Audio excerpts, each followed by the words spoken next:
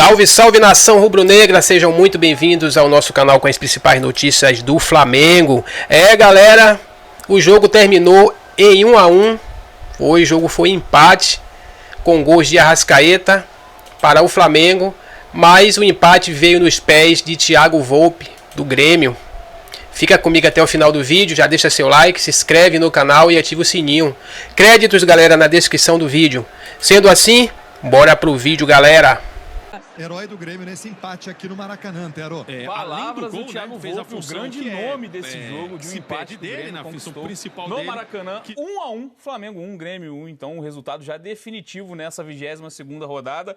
Um tropeço que não estava no script, né, Belly? A gente fala de um Flamengo que vinha, claro, de uma goleada totalmente atípica, aquele 8-0 contra o Vitória. A gente já falou ao longo da semana que não pode ser a régua, porque, né, claro que aquilo ali deu tudo certo. Enfim, o Flamengo conseguiu abrir 2-0 com poucos minutos, 4 minutos, se eu não me engano, daquele jogo. Hoje o Flamengo entrava também jogando em casa para aproveitar e embalar no campeonato. Seguir líder, segue líder, inclusive não vai perder a liderança nessa rodada, mas acaba não aproveitando, não cria tanto, vale dizer, né? Não é um volume tão grande de chances claras de gol, mas o Flamengo tinha maior volume, tinha um jogo quase na mão, digamos assim, mas com 1-0 o time fica, né, sujeito a esse tipo de coisa. O Grêmio acha um pênalti nos minutos finais e o Thiago Volpi iguala tudo no Maraca. E achar o pênalti faz parte do futebol. Exato. Também, né? A gente falava muito sobre se o Flamengo chegaria embalado para essa partida contra o Grêmio, né? Foram alguns minutos iniciais ali de muita intensidade do Flamengo, mas o Grêmio, quando consegue se defender, baixa suas linhas, né? Faz ali a linha de 5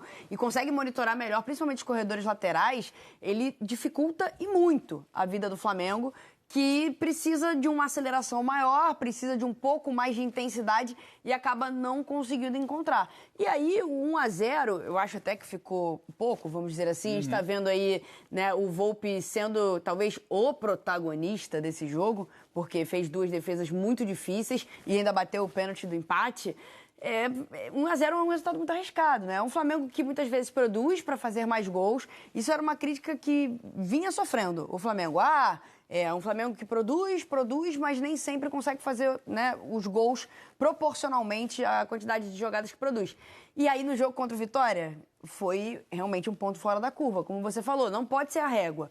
Mas muita gente já estava achando que era régua, né? A empolgação é natural, mas, né? A empolgação é natural, a gente compreende, principalmente por parte do torcedor, que fez sua parte, lotou o Maracanã no dia de hoje e acabou saindo com um resultado amargo, sim. Acho que a gente pode dizer que foi um resultado amargo, muito pelo momento do Flamengo, não deixa de ser o líder, é o melhor time do Brasil, um Grêmio que vem num momento muito ruim, completamente oposto ao que vive o Flamengo, mas que conseguiu arrancar um pontinho ali. O Volpi falou muito bem, é muito difícil as equipes irem ao Maracanã e conseguirem um ponto contra o Flamengo. O Grêmio conseguiu isso, ainda não respira aliviado, mas sem sombra de dúvidas, dentro do planejamento do Flamengo é um resultado frustrante e dentro do planejamento do Grêmio é um resultado positivo. O Grêmio que chega a 3 jogos seguidos sem derrota, né? Serginho ganhou do Galo fora de casa, vinha de um empate frustrante dentro de casa contra o Ceará, mas consegue talvez um ponto que também para o Grêmio não estava no script, né? Quando o time faz aquele planejamento da tabela, né? Faz aquela agendinha dos próximos jogos, claro que acho que hoje no futebol brasileiro o mais difícil é encarar o Flamengo no Maracanã. Flamengo que tem um ataque poderoso, melhor do campeonato, e também uma defesa muito boa. É o 10º gol apenas que o Flamengo sofreu nesse Brasileirão. Não dá nunca para analisar vendo só um lado, tem que ver os dois lados, né? Se a gente olhar o lado do Flamengo, a Bela acabou de falar com 1-0 é um resultado perigoso, né? Tem gente que diz que 2-0 é um resultado muito perigoso. Imagina um, mais perigoso. Eu vou mais longe. 8-0 é um placar muito perigoso, porque essa é a parte do Flamengo, né? De uma certa forma, o Flamengo entrou de barriga cheia hoje, né? As coisas não saíram, não fluíam, tecnicamente o time não estava bem. E até na retomada de bola, que é um negócio que o Flamengo faz muito bem, hoje não fez tão bem assim, né? Então, esse é o lado do Flamengo. E o Mano, ele praticamente não tinha alternativa hoje. Vou jogar propondo, vou jogar com 2 ponteiros, vou jogar agredindo o Flamengo. Se ele fizesse isso, ele provavelmente, com esses jogadores que tem, com as defecções de zaga, hoje ele botou um volante de zagueiro. Né? O estreante, inclusive. O estreante, né? O Noriega, que é um japonês, né? Um japonês peruano. E ele funcionou, né? Ele funcionou, mas o Dodi ajudava a fazer a zaga. O Bright White, quando a gente vai ver o campinho, né, onde é que ele tá lá, centroavante, né? Aí você vai ver o jogo, né? Ele não foi centroavante hoje, ele foi meia, né? Então, assim, foi um Grêmio muito truncado e o Mano tentou fazer isso. Eu vou empurrar o jogo para o segundo tempo e no segundo tempo, eventualmente, ele poderia usar um pouquinho de velocidade. Não deu tempo. O Flamengo foi lá e marcou um gol justamente num contra-ataque que deu errado. E uma boa oportunidade de contra-ataque que o Grêmio teve raras, né? Deu muito errado, né? Porque o Christian Oliveira fez uma bobagem, deu pro Edenilson, o Edenilson levantando o braço, não toca em mim, porque era uma jogada para abrir para as pontas, e aí o Grêmio tinha 4, 5 jogadores indo e não conseguiu voltar, e a Arrascaeta, com aquela qualidade, acabou fazendo o primeiro gol. E aí vem o que a Beli falou agora, que o pênalti acidental, né? Ele faz parte. Se você dá a chance de ficar um gol só, bola que está cruzando a área sempre pode bater na mão de alguém. E foi isso. Bateu na mão do Ayrton Lucas. É isso, um lance do Pavão, né? A bola até ia para trás, talvez não acontecesse nada no lance, mas enfim, o Grêmio consegue um grande empate jogando no Maracanã. O negócio importante, né? Qual foi o momento do gol? Foi lá no finalzinho do jogo. Se esse gol do Grêmio sai no início do segundo tempo... Dá um maior tempo de reação. Muito provavelmente acordava mais o Flamengo, o Flamengo se reorganizava, usava o banco, coisa que o Felipe pode fazer. Ele faz isso muito bem e hoje não deu tempo. Vamos fazer contato lá com o Maracanã, com o trio que comandou essa transmissão lá na tela do Premier. Emoção nos minutos finais. Boa tarde para vocês, boa noite já, né, para o trio Antero Neto, PC Vasconcelos e Rafinha. Uma vitória que parecia encaminhada, mas, né, Antero, 1-0 é um resultado muito mais perigoso que o 2-0. Bem-vindos ao Sport TV News. Exatamente. E aí, Bené, tudo bem? Beli, um abraço para você, Serginho, satisfação estar aqui conversando com todos do Sport TV News. Foi isso, foi muito animado, especialmente no segundo tempo, né? E também, claro, nessa reta final, né? Tô aqui com o Rafinha, tô aqui com o PC, muito bem acompanhado, né?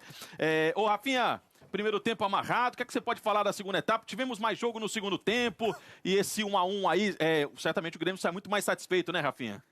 Claramente, Antero. Muito abraço, Serginho, Bela, Bené.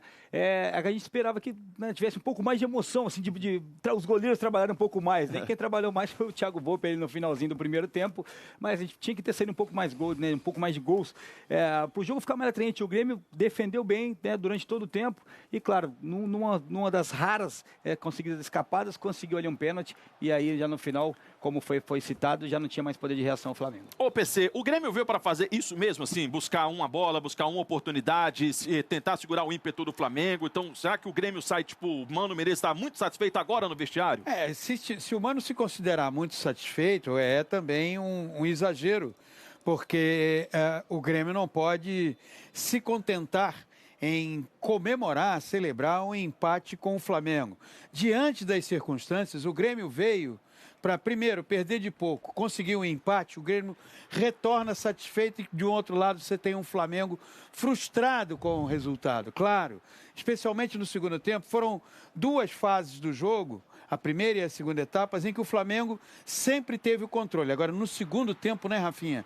O Flamengo foi muito mais dominante, tanto que com menos de 10 minutos da segunda fase já tinham 5 escanteios, o Flamengo já tinha finalizado 7 vezes, mas ficou no 1-0, administrando, e o Grêmio, num lance protagonizado por um jogador que errou a maior parte dos seus movimentos desde que entrou aos 20 minutos da segunda fase, o Pavão.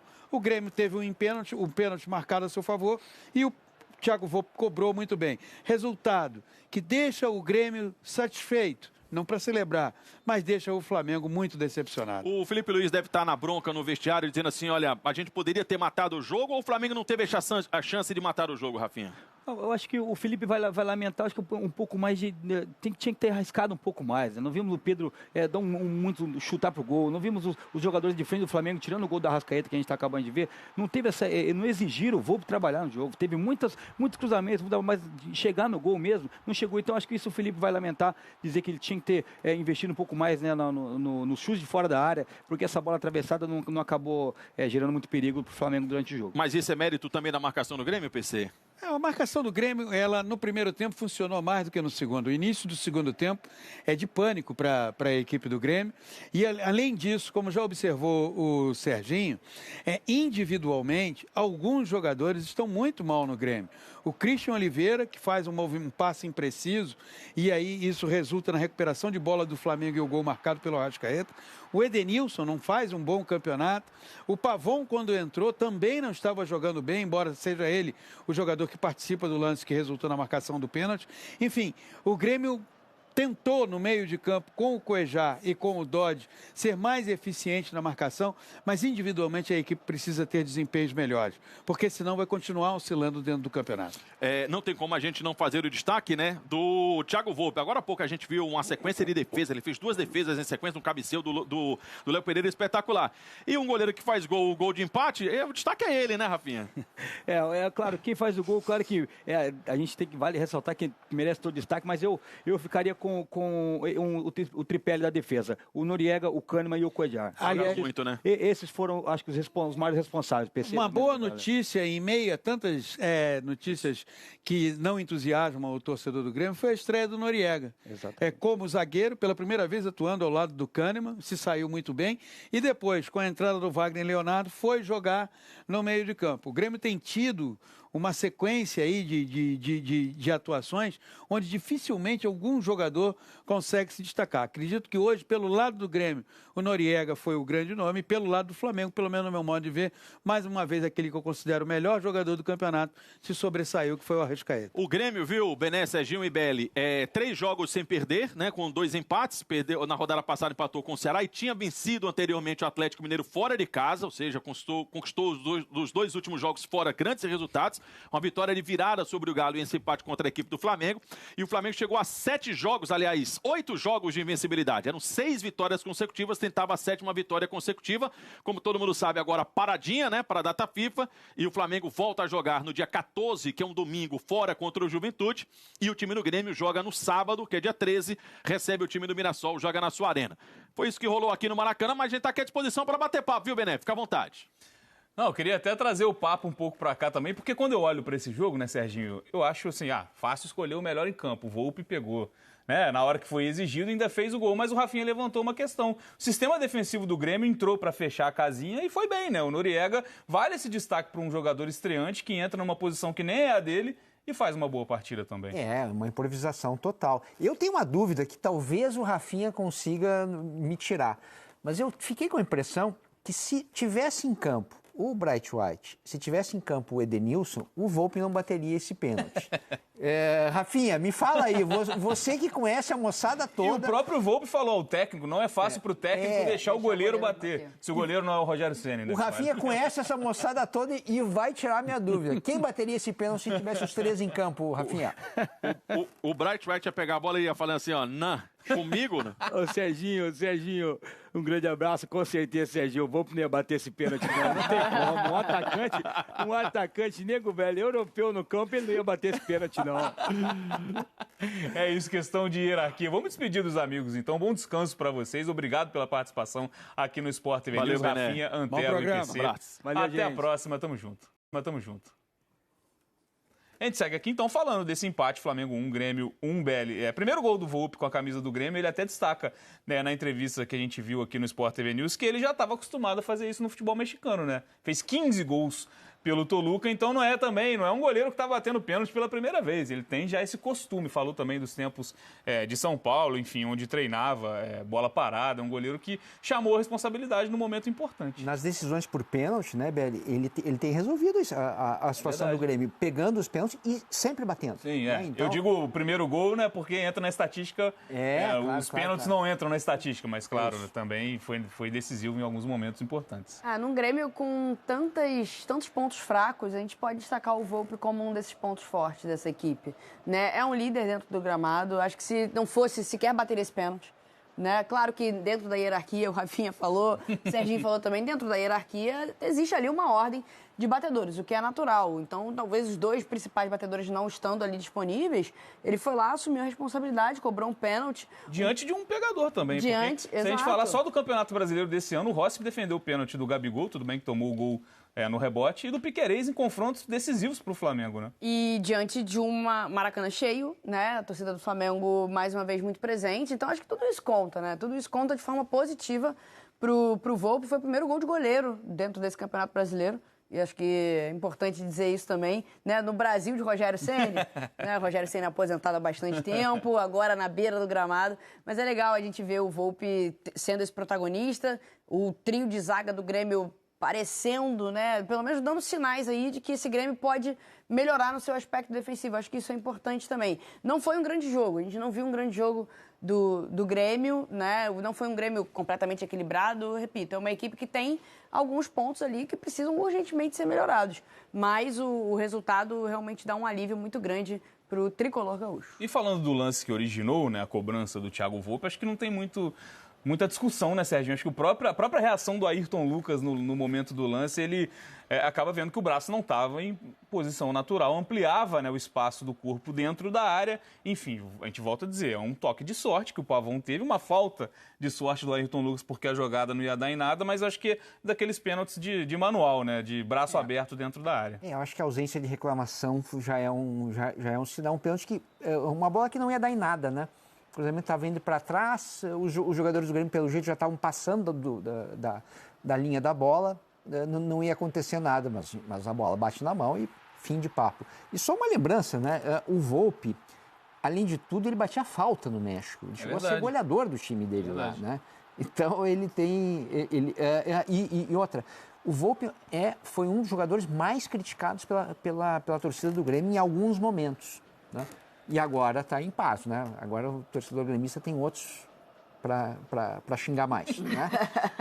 Principalmente depois desse jogo de hoje. Exato, né? É o tipo de jogo que o goleiro ganha uma moral para alguns. Claro que a situação não é tão confortável no Grêmio e jogo após jogo no Campeonato Brasileiro, mas é um jogo... O Pavão é um deles. Exato. O Pavão é um jogador que quando entra na arena é vaiado, o Gemerson entra na arena é vaiado. Então tem alguns jogadores que tem essa questão. E o Volpi está conquistando, digamos assim, o carinho da torcida, né? É isso, vamos voltar para o Maracanã, então, para a gente começar a acompanhar as entrevistas coletivas dos dois treinadores, começando pelo visitante Mano Menezes.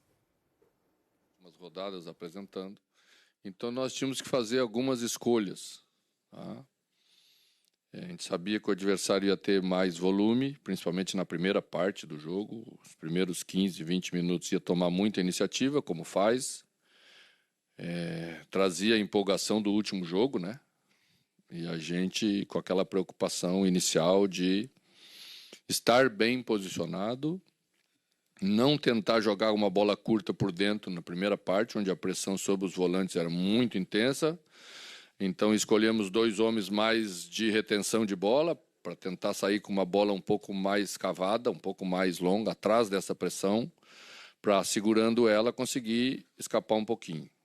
Nossa saída de bola sempre era, estou falando depois da recuperação da bola, né, com linhas mais baixas, em Bright, que sempre teve livre para receber essa primeira bola, e às vezes Edenilson.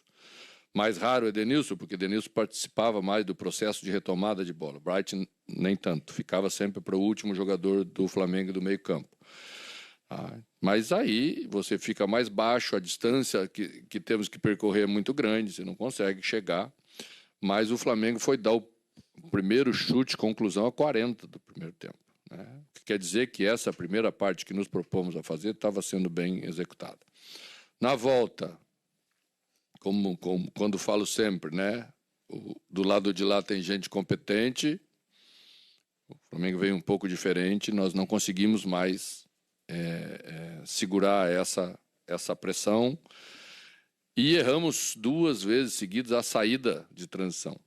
Você não pode errar a saída de transição grosseiramente, porque aí você pega o contra-ataque do contra-ataque. E assim sofremos o gol. Depois fomos tentando encontrar outras soluções. Não podia tomar o segundo, tinha que fazer de forma equilibrada. A gente optou por ter também uma saída pela direita a partir daquele momento com a entrada do Pavão. Demoramos um pouquinho a usar o Pavão corretamente, porque não pode usar na bola da paralela, tem que sair pelo lado esquerdo, onde a saída sempre foi boa, e fazer a inversão direta de lá para cá. Porque aí Ayrton fechava na linha, bem dentro da área, e Pavão começou a receber 1, 2 bolas na sequência. Antes da penalidade máxima, nós já tínhamos tido duas transições de boa qualidade. A gente leva a esse ponto, vamos saber valorizar ele bem pelo momento de tudo que está acontecendo, que ele seja, né, algo motivador para a gente logo nas próximas rodadas, aí com a volta de jogadores que estiveram fora, como o Alisson. Hoje a gente, por exemplo, nas alterações para o meio-campo tinha muita preocupação, porque não tínhamos quase jogadores para estar aí, principalmente os de característica mais de marcação, tanto que tive que botar Noriega de volta para a função de volante na última parte, quando o Dodge não conseguiu terminar o jogo. Mas acho que ganhamos mais 1 ou 2 jogadores. Acho que é isso que é importante nessa hora, começar a crescer, começar a ter time, para dar entrosamento do meio para frente, para termos mais qualidade também quando os adversários nos propiciarem controle maior e com um jogo mais qualificado decidir jogos na nossa casa também. Tudo bem. Você falou muito bem já da questão do Pavão, que era uma das 3 situações ali que eu ia perguntar, de atletas, de escolhas tuas. Acho que o Pavão já explicou. Mas 2 escolhas feitas durante a partida. Primeira, quando tu deixa só um homem de área e opta pelo Carlos Vinícius e o Bright White acaba saindo. Era por uma questão física ou o Carlos Vinícius, nesse momento, na hierarquia, talvez de área, acabe se tornando o homem principal? E principalmente o Thiago Volpi, tá? Bateu o pênalti, fez uma excelente partida. Muitos torcedores, em alguns momentos, criticam o Volpi, acham que ele é uma dúvida, pedem uma volta de outro, contratação de outro goleiro. E a escolha por ele bater. Tinha Cristaldo para bater.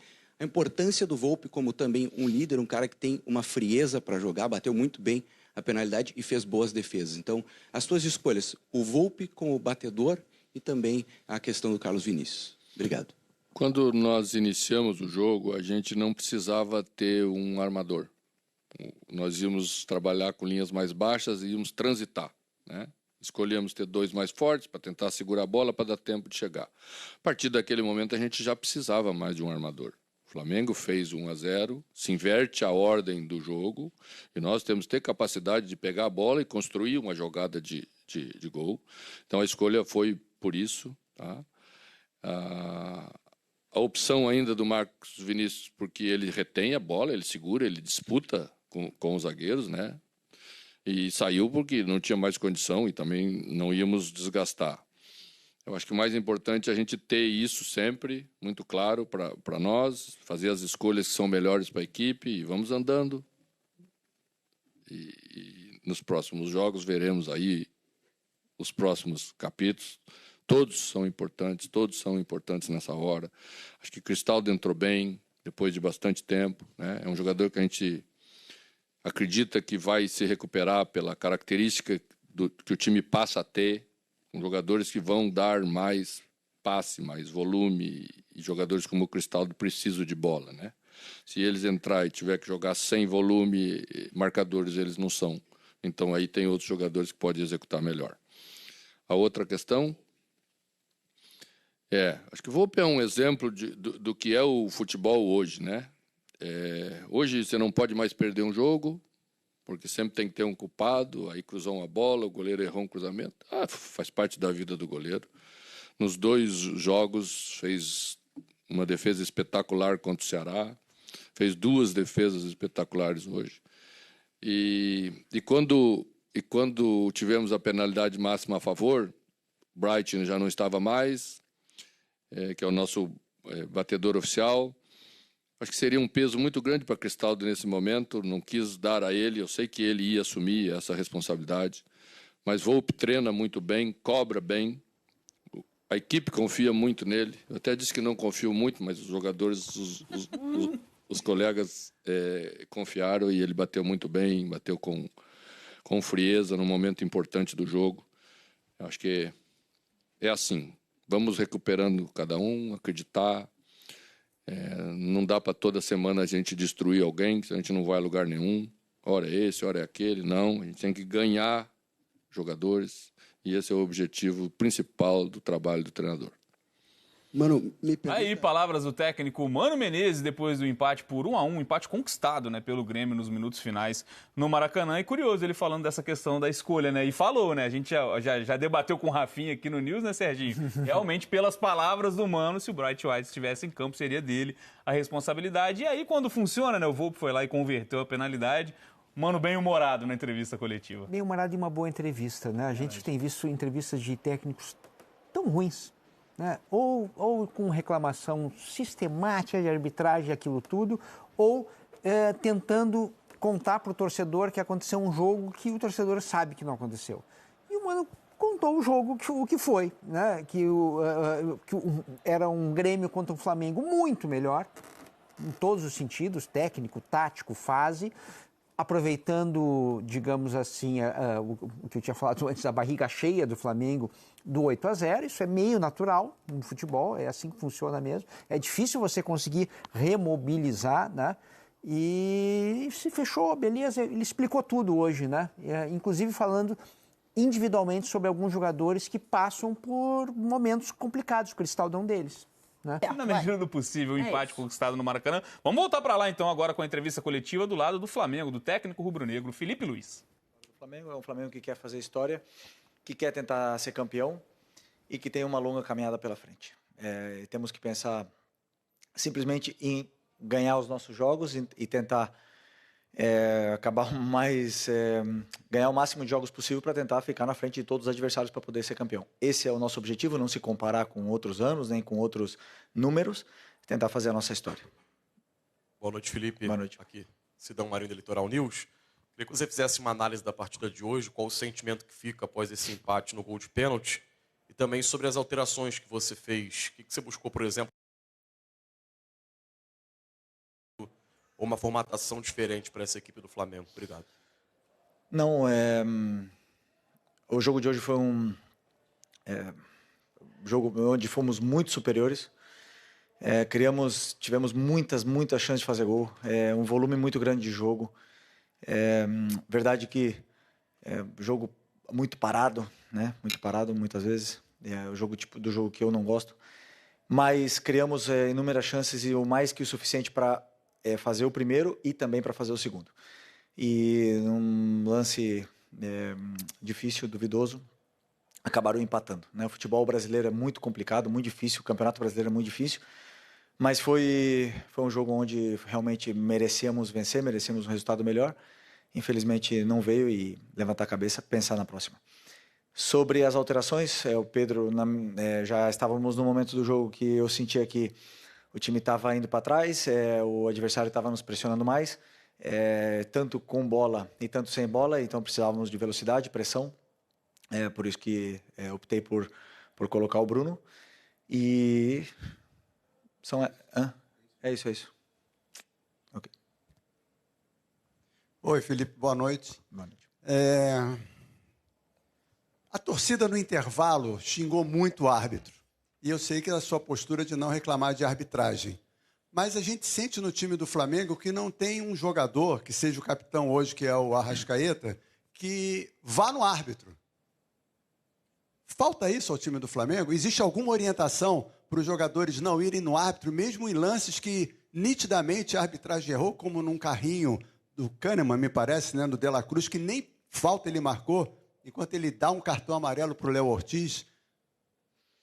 Não, os jogadores eles falam com o árbitro, só que eles estão tão concentrados em vencer, não é o trabalho deles ir lá brigar com o juiz e ficar reclamando toda hora. Quem tem que fazer o trabalho dele é o juiz, que tem que apitar o que tem que apitar. Né? O que eu sinto realmente é que o que eu gostaria que colocassem um jogo para o árbitro e corrigissem o que ele faz também, que ele assistisse, que ele revesse o jogo. As coisas que eles erram, que eu não tenho muita dúvida se eles fazem isso. E os erros se repetem.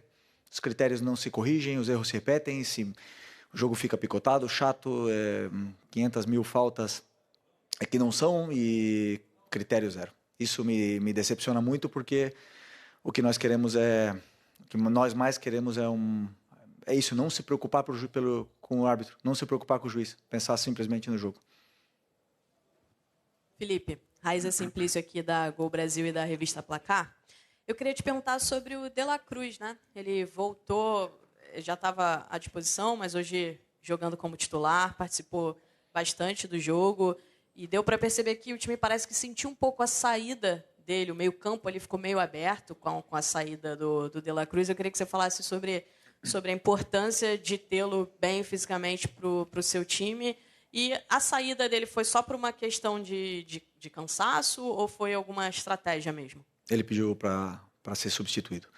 É um jogador que se recuperou, está conseguindo ter uma sequência de treinos, está bem novamente. É um jogador que nos dá muita dinâmica no meio-campo, tanto em ataque como em defesa.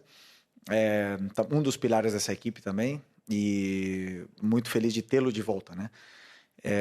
No momento que ele saiu e você falou que o meio abriu, realmente estávamos no momento onde o nosso time já estava sofrendo, né? Já estava um pouco, não sofrendo, senão com dificuldade de sair e não simplesmente pela saída do De La Cruz, senão pelo momento que a equipe estava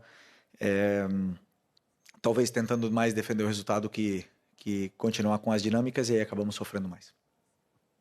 Felipe, boa noite. Pedro Ramos da Sintonia Esportiva. Você comentou agora há pouco que no segundo tempo o Grêmio impôs a vocês uma necessidade de ter velocidade e você acabou mexendo pelo Pedro no lugar, colocando o Bruno Henrique. A minha dúvida é se a não utilização de jogadores como Cebolinha, Michael, Juninho, por parte sua, por escolha sua, não traz para a torcida uma sensação de que eles serão, de fato, inutilizáveis o resto da temporada. Até porque em uma partida onde o Flamengo ganha de 8-0 do Vitória, eles não entrarem é até comum, é esperado talvez. Mas numa partida onde o Flamengo estava sendo pressionado pelo Grêmio 1-1, por que a não utilização desses jogadores, por favor? E se também isso é um sinal para a torcida de que no restante da temporada eles não estão nos seus planos também? Obrigado.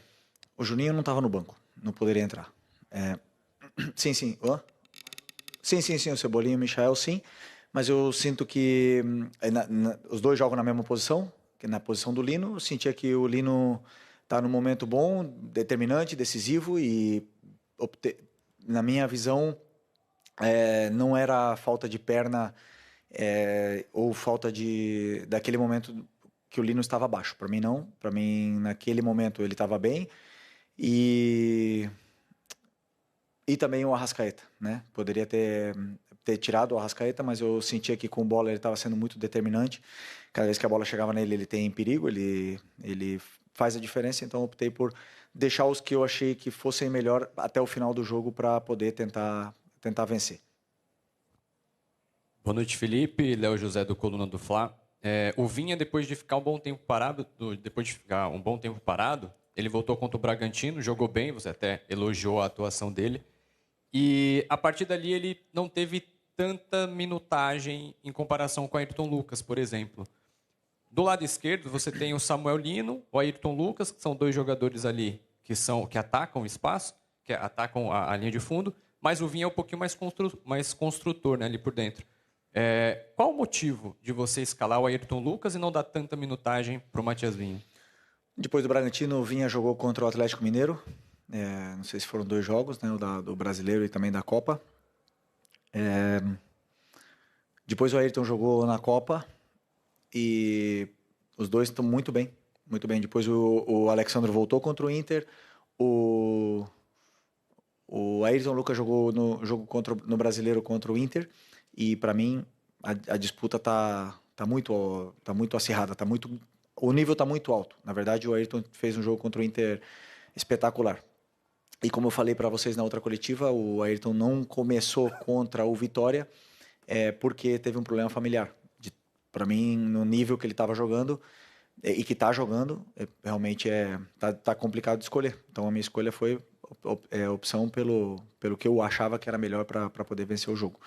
E os 3 continuam sendo opção muito, muito boas para o treinador poder escolher e ter o lateral de alto nível. Aqui, Felipe, boa noite. Palavras do Felipe Luiz, treinador do Flamengo, Serginho, explicando as opções dele para começo de jogo, também para substituições, né? A gente olhava as prévias da escalação do Flamengo, a gente sabia que tinha duas lacunas, né? O Alexandre está machucado, então Felipe Luiz optou pelo Ayrton Lucas como lateral esquerdo, e no meio-campo o Jorginho foi preservado, sequer foi relacionado por questões físicas, né? De desgaste. A gente até imaginava o Alan ganhando essa posição, mas o Felipe entra com o De La Cruz. Então, nação rubro-negra, chegamos ao final de mais um vídeo aqui do nosso canal. Infelizmente o Flamengo empatou com o Grêmio, não era de se esperar. O Flamengo poderia ter até ampliado, como o Felipe Luiz aí comentou aí na sua coletiva. Mas o jogo tem dessas coisas. Bom, se você curtiu o vídeo, já sabe, deixa o seu like, se inscreve no canal e ativa o sininho das notificações para não perder os próximos vídeos. E deixe nos comentários o que você achou deste empate, né, que tem um gosto amargo para os rubro-negros, depois de dar uma goleada no Vitória de 8-0. Esse empate aí soa como uma derrota. Mas é isso aí. Eu vou ficando por aqui. Não esquece, galera, de compartilhar o vídeo também. Tamo junto. Até o próximo vídeo. Valeu!